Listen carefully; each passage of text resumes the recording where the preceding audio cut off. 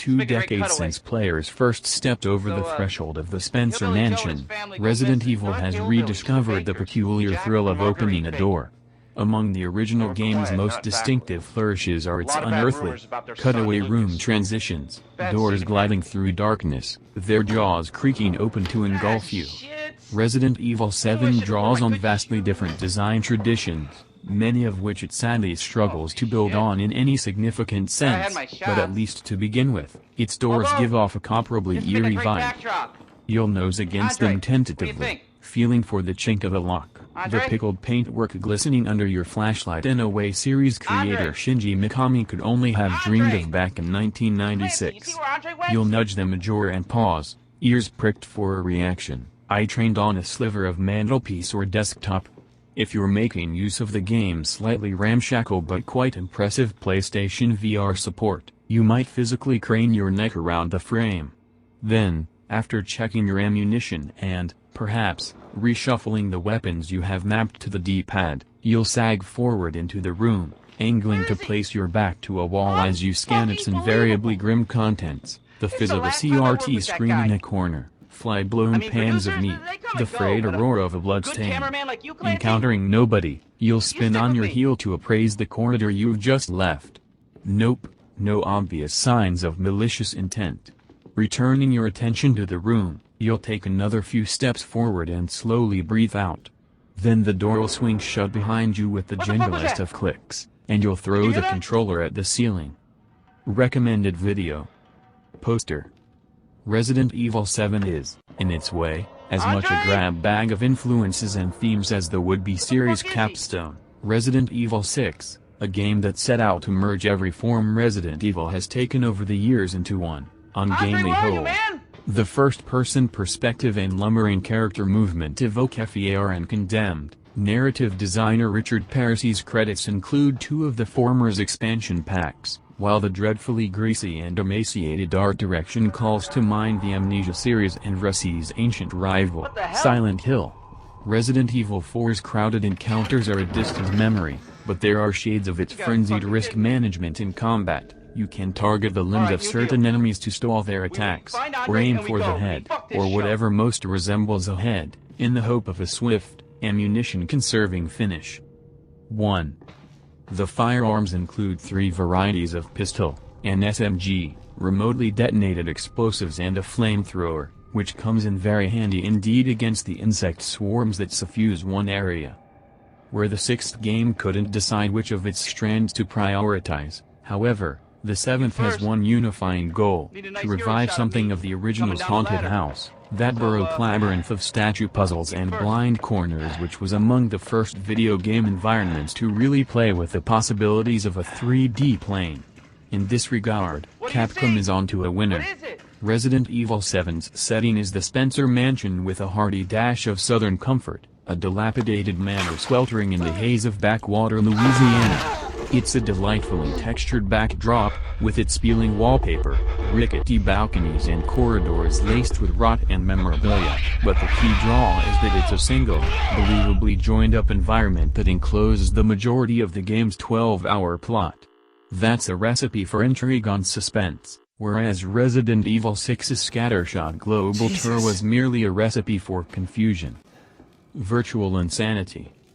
Resident Evil 7's PlayStation VR support is imperfect, but quietly gripping. The game's heavy-footed character movement and preference for smaller-scale, one-on-one encounters help it stave off the disorientation and queasiness that often go hand-in-hand with VR. I was able to play for around 40 minutes without experiencing any serious discomfort, using a combination of head tracking and the ability to shift the camera by fixed increments using the right analog stick. The environments and lighting also scrub up very nicely indeed in VR, at the cost of some noticeable pixelation. There are a few awkward bits, however. The game spun my perspective 180 degrees a couple of times for no obvious reason, and the sense of immersion is hilariously sabotaged by the fact that your character doesn't have a visible body, just a pair of floating forearms. Moreover, you can actually lean sideways out of your character's invisible flesh during certain scripted tussles, which is at least a nice way of distancing yourself when the action gets too intense. Appreciate the gesture, Jack, but I'm going to let my buddy Frodo Baggins handle this one.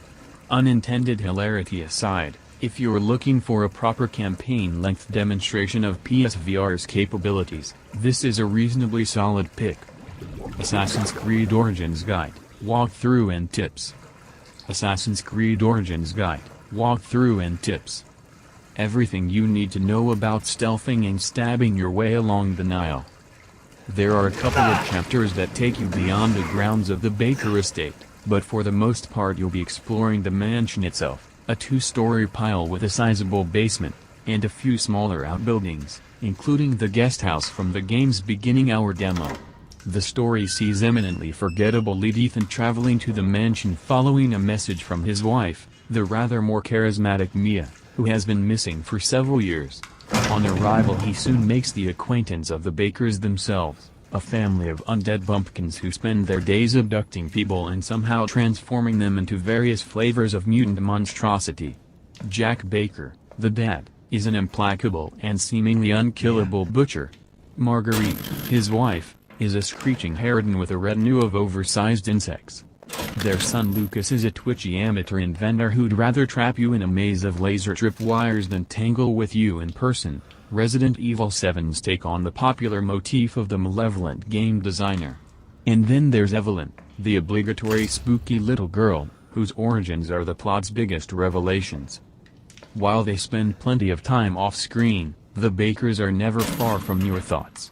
As with the nemesis of Resident Evil 3, there's the continual threat, heightened by a wealth of sinister ambient noise, of one or other family member dropping in on you as you comb rooms for the emblem keys and object puzzle pieces you need to access the mansion's darker recesses. Jack in particular is an unrelenting foe, smashing through layouts with scant regard for his own property. 2. Honk if you're heartily sick of scary little girls and horror fiction. Another cause of ongoing tension is our old friend, the Resident Evil inventory, which has a way of filling up just before you stumble on a quest item, though you can make space by dropping items in gear boxes for later recovery.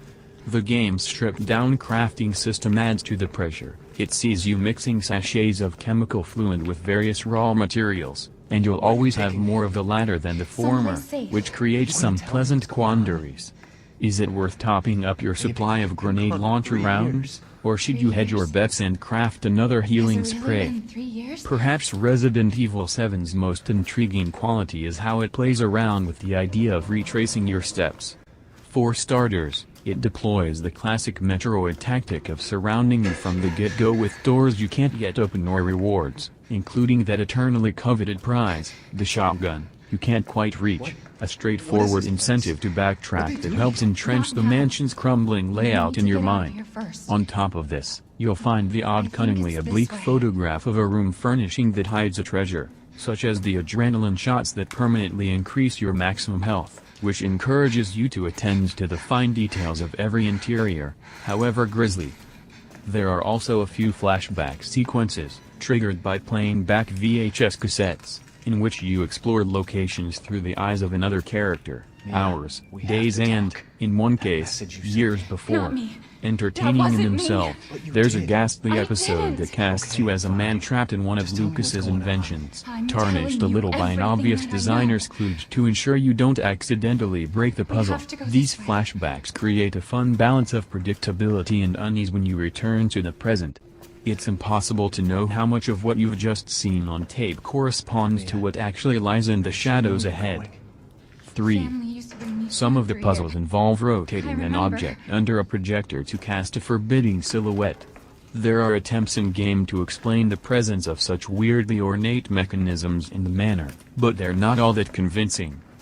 If Resident Evil 7 is a return to form for the series in terms of environment design, and a pleasantly atmospheric exercise after the chaos of the past few outings, it never quite matures into a terrific horror game.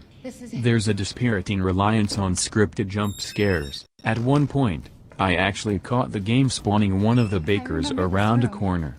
But what this needs, above all, is a higher class of monster.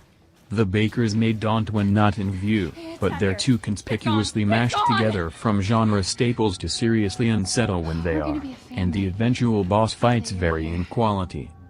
One of the better ones sees you hurrying through a ruined house, grabbing ammunition from shelves while your adversary clambers around the exterior, bursting through boarded-up windows to snatch at your ankles.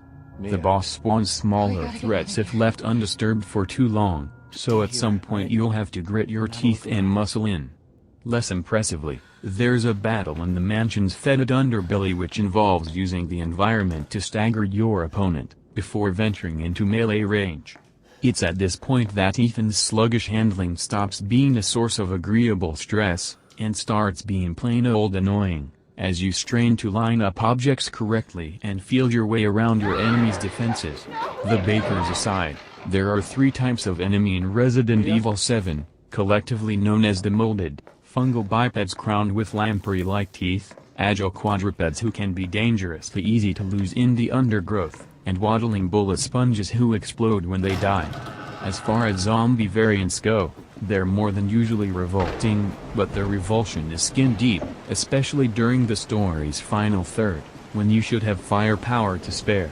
It doesn't exactly add to the sense of peril that the game's block feature is so effective on normal difficulty, the highest setting available when you first play the game. Ethan's forearms are sturdy enough to withstand blows that look like they should tear you in half.